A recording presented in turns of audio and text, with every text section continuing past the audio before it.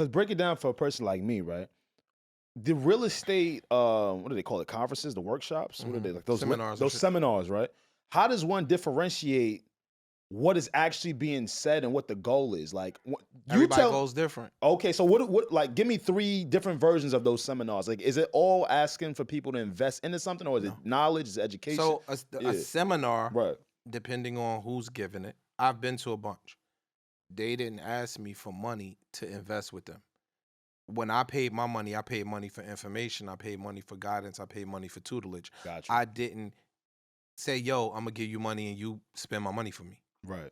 I found out how to take my own money and spend my own money. With their information. I think what happens is, and again, a lot of this is in our communities, when you start seeing shiny shit, a nigga give you their mother's social security number, you got some shiny shit.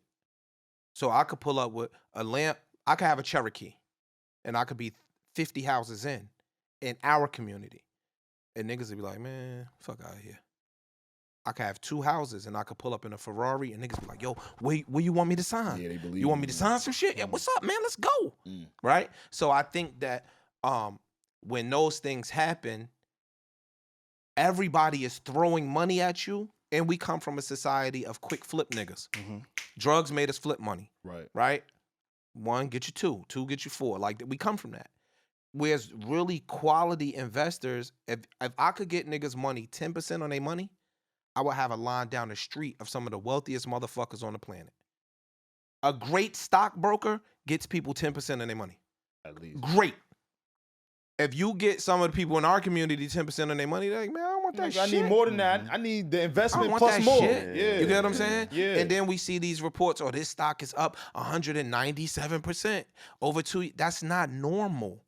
That's an outlier. That's not normal. Traditionally, real estate appreciates at 3 to 5% a year. In the last 4 years, that shit is up 80, 90%. Houses that you would have bought for $500,000 in 2020, they 800 grand now. That's not normal. Yeah. So we see the headlines grab us. And so when the headlines start grabbing you and you see a quick flip, you quick to throw some money at it without doing your due diligence. Right. So I'm not excusing somebody. If somebody took somebody's money and they ran away with it, I think that's immoral. I want you to stay on the more. Oh, no, keep going. But I don't know what these guys are doing, so I'm not going to speak. I do know that during COVID, real estate investors got their asses whipped. Right? You feel like it's a lot of get back these days. No, nigga. You had the president of the United States get on TV and tell people they didn't have to pay rent. Yeah. So if you was a nigga that owned 500 units, you had 500 doors, and 250 people stopped paying rent, what the fuck happens to your business? You was pissed off. You have no bailout. Your mortgages got to be paid. Paid regardless. You understand? Nigga, my shit was fucked up. So they didn't give anybody, homeowners, any liens, any breaks? If you had a single family house, like if it was your primary house, they didn't really give you a break. They took the money and put it on the back end of your mortgage. You still owed the money. It's not right now. But now, investors don't use regular banks most times. We got private money, we got hard money, we got shit like that. Nigga, they want their money. You're an investor. You're not John Smith, the homeowner. That doesn't excuse anybody from doing anything. If I give you my money, regardless, if you ran off, what you ran off with, I'm not concerned with whatever you got going on as the homeowner. What you mean? You know what I'm saying? Like, but look, you're an investor. Got it. So when you put your money up, guess what happens?